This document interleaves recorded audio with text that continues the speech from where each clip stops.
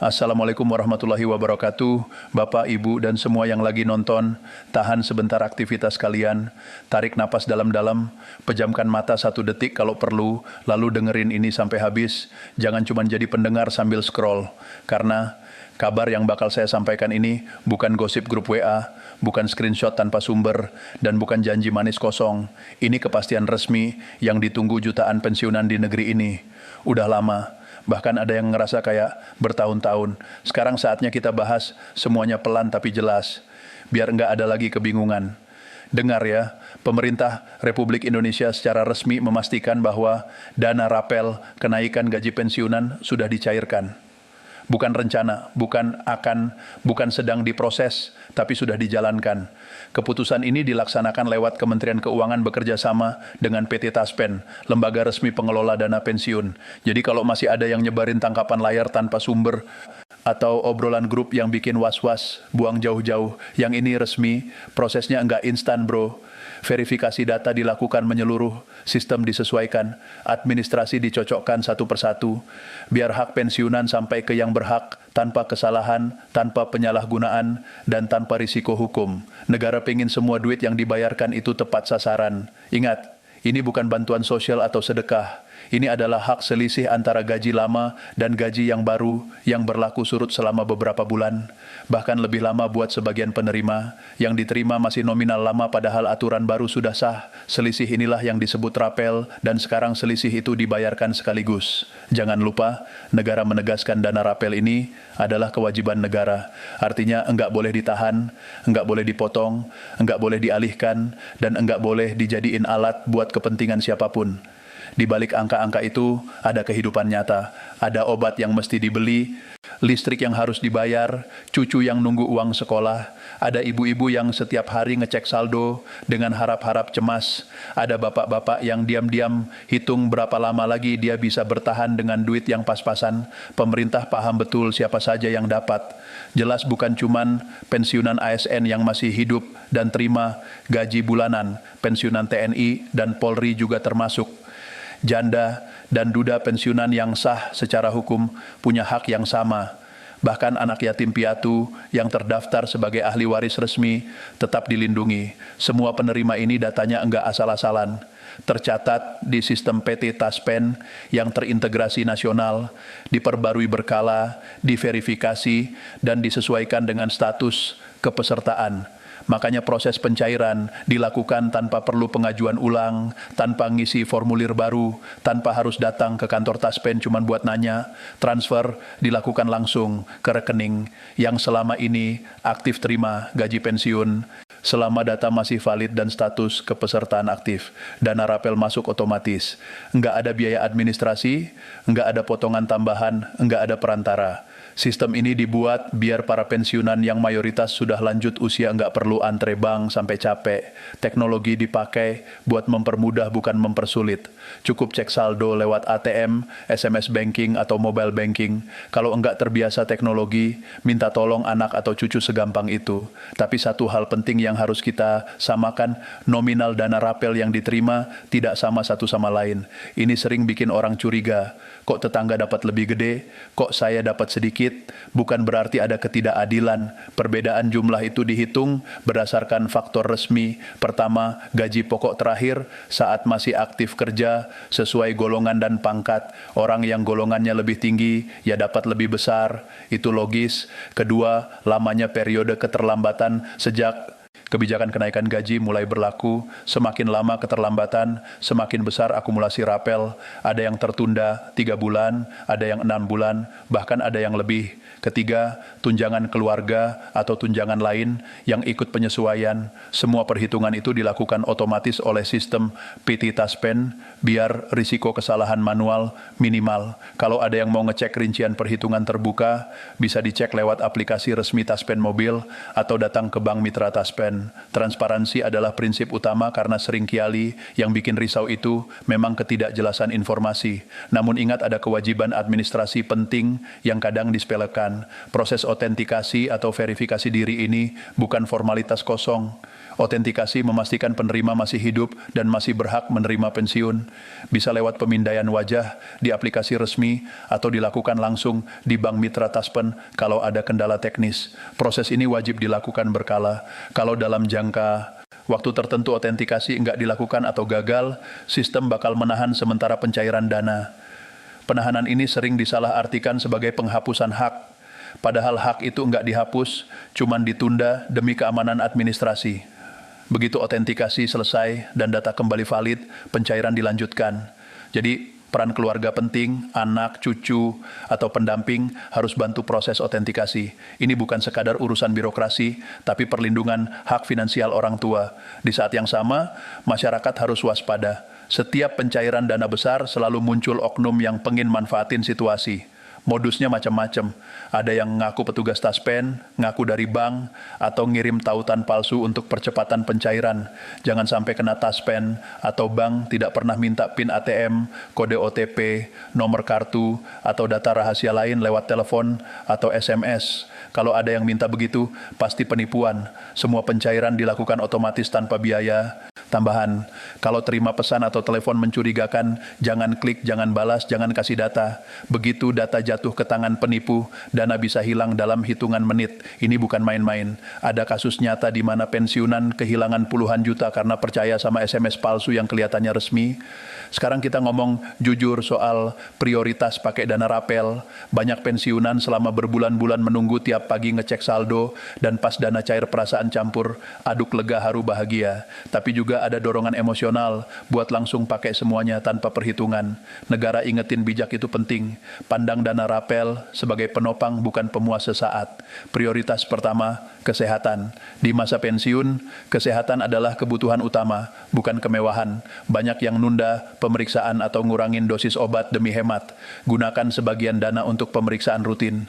Beli obat sesuai resep, jaga gizi. Itu bukan boros, itu investasi supaya kualitas hidup tetap terjaga.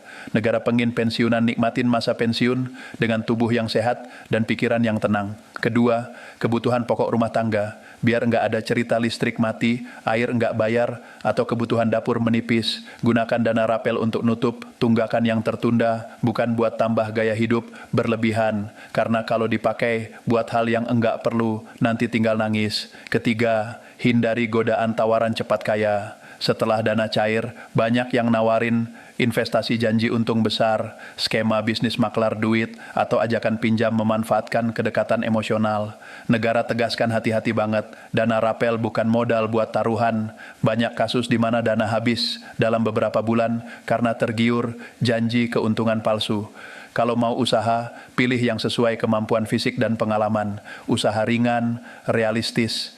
Jangan terjun ke skema yang enggak jelas legalitasnya. Untuk janda, duda, dan anak yatim piatu yang adalah ahli waris dana rapel adalah amanah negara dan dilindungi undang-undang. Hak itu enggak bisa dihapus, enggak bisa dialihkan sepihak, dan enggak bisa dipersulit. Kalau ada oknum yang coba persulit dengan alasan enggak jelas, lapor, Taspen punya layanan resmi. Negara pengen keluarga dari abdi negara yang sudah wafat tetap dapat perlindungan dan kepastian. Mereka sudah kehilangan pencari nafkah.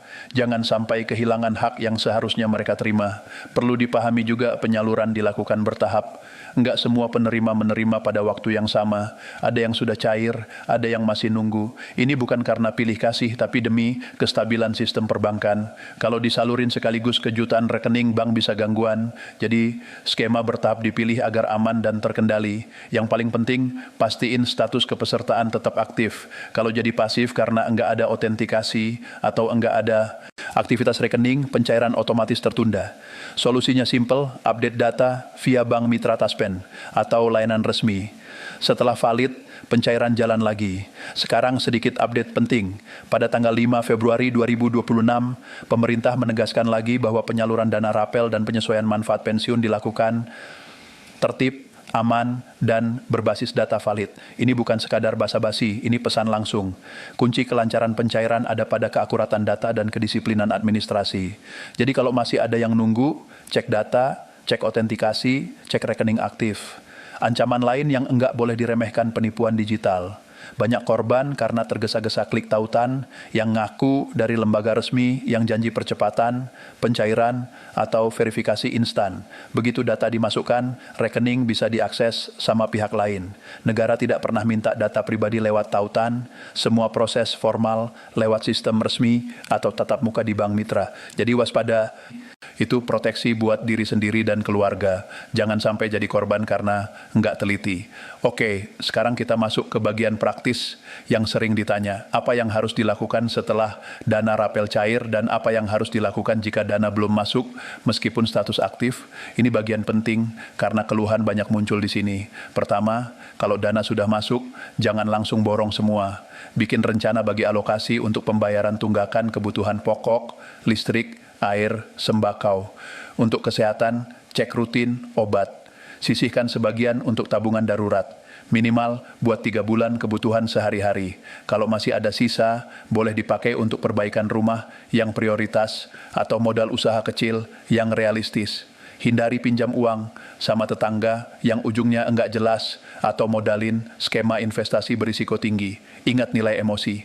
Setelah nunggu lama, godaan belanja gede tinggi, tahan dulu. Kedua, kalau dana belum masuk, padahal banyak yang sudah terima dan status masih aktif, jangan panik. Ikutin langkah-langkah berikut.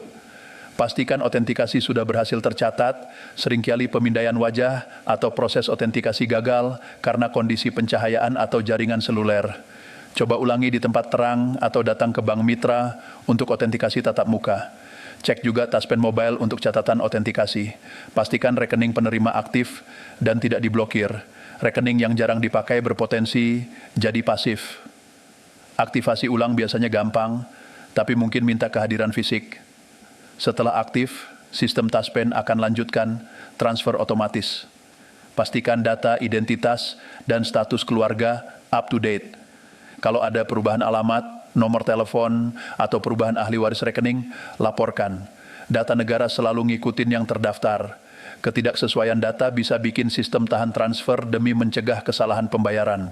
Bila setelah semua langkah itu masih belum beres, datangi bank mitra taspen atau kantor taspen terdekat.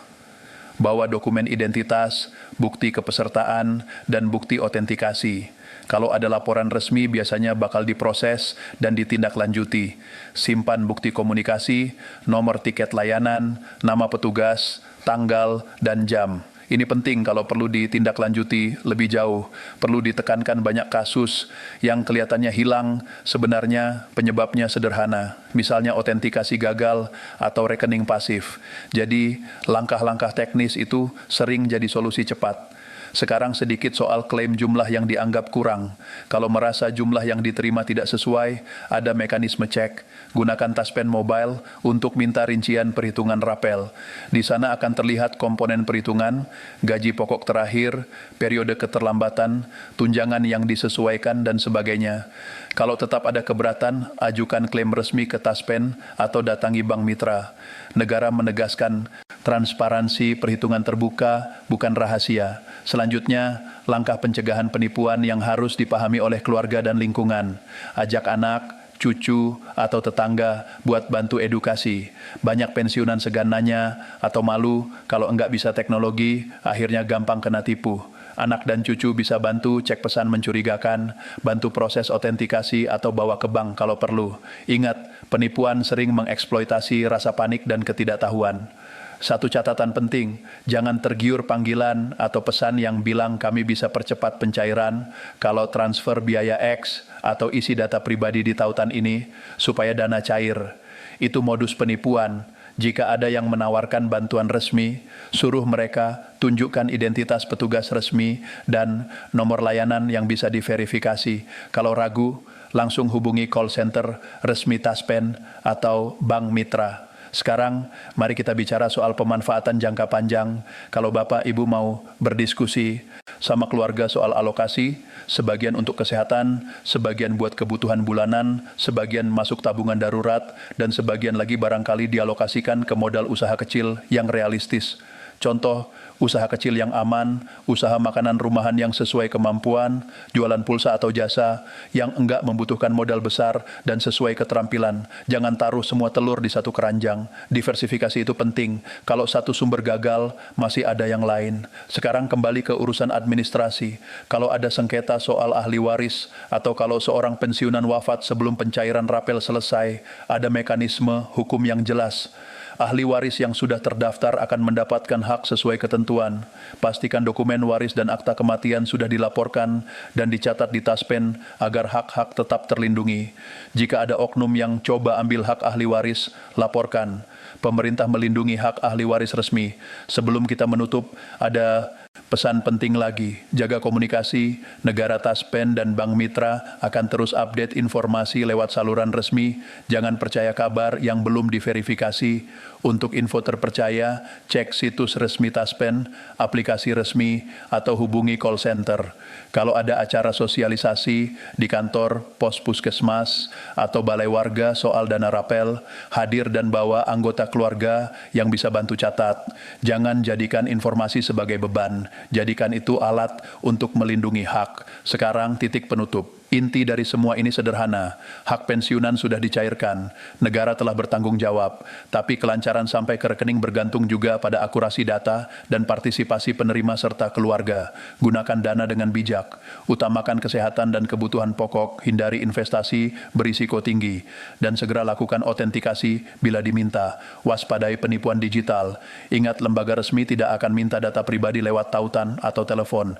Jika menghadapi masalah, langkah praktisnya, cek autentikasi, aktifkan rekening, perbarui data, dan bila perlu datangi Bank Mitra atau Taspen. Simpan bukti komunikasi kalau perlu ditindaklanjuti. Terakhir, dari hati ke hati, dana rapel ini lebih dari sekadar uang. Ini pengakuan negara atas puluhan tahun pengabdian. Ini bentuk apresiasi yang mungkin tak terucap dalam kata, tapi diwujudkan lewat pemenuhan hak. Jadikan ini modal untuk ketenangan hidup. Jangan jadi sumber keruwetan baru. Bersikap bijak, waspada, dan saling bantu antar keluarga. Itulah jalan agar manfaatnya terasa lama. Sekian tadi penjelasan lengkap, lugas dan jujur tentang penyaluran dana rapel, kenaikan gaji pensiunan. Semoga informasi ini mencerahkan dan membantu Bapak serta Ibu semua. Wassalamualaikum warahmatullahi wabarakatuh. Ya.